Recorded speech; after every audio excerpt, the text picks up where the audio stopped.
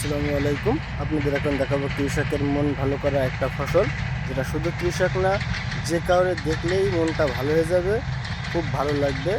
দেখেন সেই মন ভালো করা ফসলটা কি, যেটা হচ্ছে আসলে সরিষা।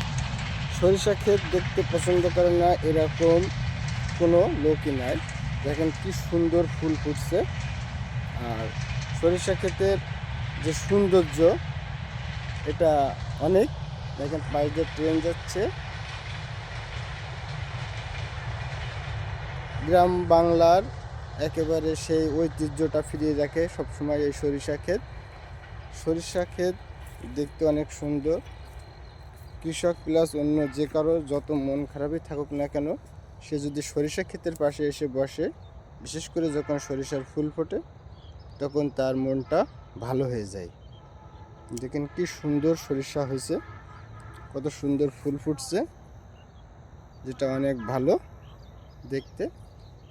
আশা করি এটা দেখে আপনাদের খুবই ভালো লাগবে। তো দেখেন আসলে প্রকৃতির কত সৌন্দর্য সরিষা ক্ষেতটা।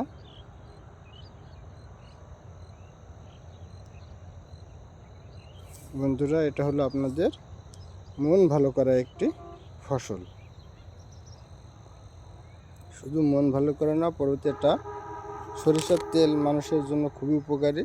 আমাদের খাওয়ার যে সয়াবিন তেল আমরা খাই, তার থেকে সরিষার তেলটা খাইলে শরীরটা অনেক ভালো থাকবে। অনেক উপকারী তেল এটা।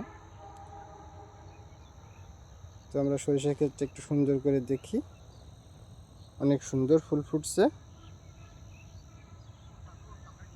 ধন্যবাদ আপনাদের ভিডিওটি দেখার জন্য। আল্লাহ হাফেজ। আসসালামু আলাইকুম।